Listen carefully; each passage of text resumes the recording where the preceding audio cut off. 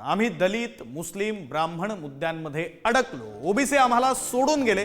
काँग्रेस अधिवेशनामध्ये राहुल गांधींनी हे वक्तव्य केले। काँग्रेस पक्षाचं 84वे अधिवेशन अहमदाबादमध्ये सुरू आहे।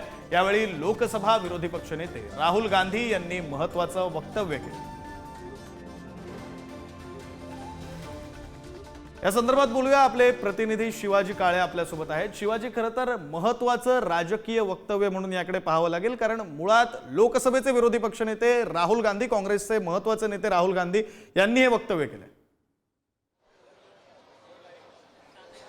अगदीच याचे दोन पैलू आहेत, कारण महाराष्ट्रात झालेला पराभव असो की हरियाणामध्ये झालेला पराभव असो, या दोन्हीला कारण आहे काँग्रेसपासून दुरावलेला ओबीसी वर्ग।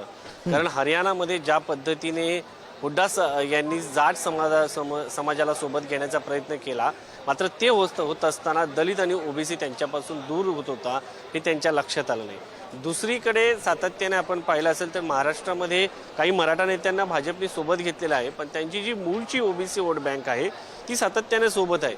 मराठा आरक्षणाची मागणी करणारा मराठा समाज एका बाजूला गेला, मात्र त्यांच्यासोबत ओबीसी समाज जो आहे तो काँग्रेस राष्ट्रवादीपासून बऱ्यापैकी दुरावलेला आहे आणि हेच तथ्य जे आहे ते राहुल गांधी यांनी या ठिकाणी मांडल्याचं आपल्याला पाहायला मिळते।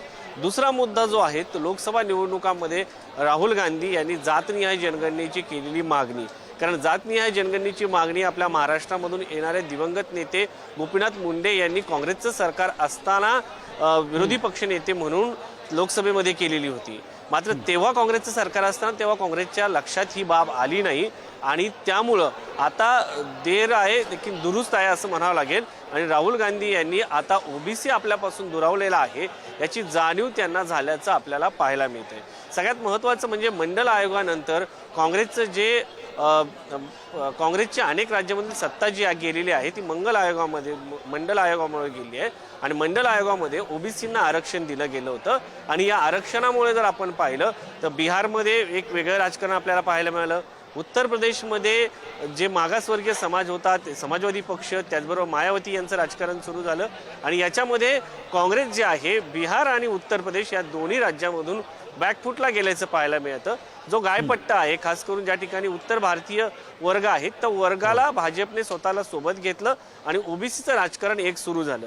सुरुवातीला मंडल आयोगाला विरोध करणारी भाजप होती, मात्र त्यांच्या जेव्हा लक्षात आलं की मंडल जे जाती आहेत त्या जातींना सोबत घेतलं पाहिजे, त्याच्या पुढे जाऊन आता भाजपने मंडल 2 ची अंमलबजावणी सुरू केली आहे। ज्या जातींना मंडल आयोगामध्ये सोबत घेता आलेलं नाहीये त्या जातींना देखील सोबत घेणं, म्हणजे ज्यांना राजकीय प्रतिनिधित्व मिळालेलं नाहीये मंडल आयोगामध्ये त्या जातींना देखील सोबत घेतलंय। मात्र भाजपला अद्यापर्यंत ह्या बाबी लक्षात आलेल्या नाहीये।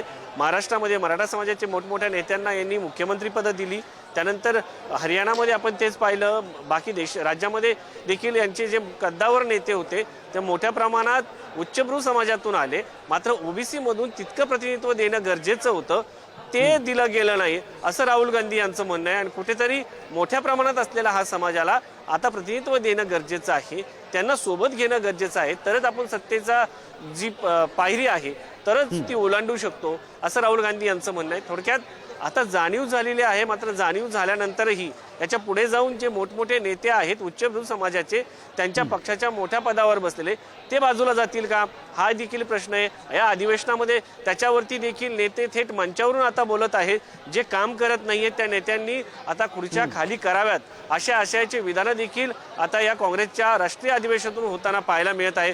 एकंदरीत पाहता जे सरदार पटेल भाजपचे मोठे नेते म्हणून दाखवले जात आहेत त्यांचा मोठा पुतळा या ठिकाणी उभारला गेला आहे, त्याची जाणीव आता पुन्हा झाली की सरदार पटेल देखील आपलेच होते याची जाणीव या अधिवेशनाच्या निमित्तानं काँग्रेसने करून द्यायची आहे। म्हणजे काँग्रेसला जाग जी येते ती उशिरा येते, जे म्हणतात काँग्रेस नेहमी थंडा करके खाओ अशी जी त्यांची रणनीती आहे तीच या ठिकाणी पाहायला मिळते। आता वर्ष होऊन गेलेले आहेत सरदार वल्लभभाई पटेल यांचा पुतळा होऊन, त्यानंतर आता त्यांना याची जाणीव झाल्याचं आपल्याला पाहायला मिळतंय। तर एकंदरीत काँग्रेसला आता हळूहळू जाग येत आहे, उशिरा का होईना शहाणपण सुचताना आपल्याला पाहायला मिळते। नाही, खरंय शिवाजी, तुम्ही म्हणताय त्याप्रमाणे काँग्रेसची राजकीय रणनीती बांधत असताना जातीय समीकरणं, सामाजिक समीकरणं नेमकी कुठे चुकली ते आता काँग्रेसला लक्षात येते। आता पुढे ती चूक होणार नाही यासाठी काँग्रेस नेमकं काय करते त्याकडे लक्ष असू द्या। तुर्तास धन्यवाद दिलेल्या सगळ्या तपशिलांचा।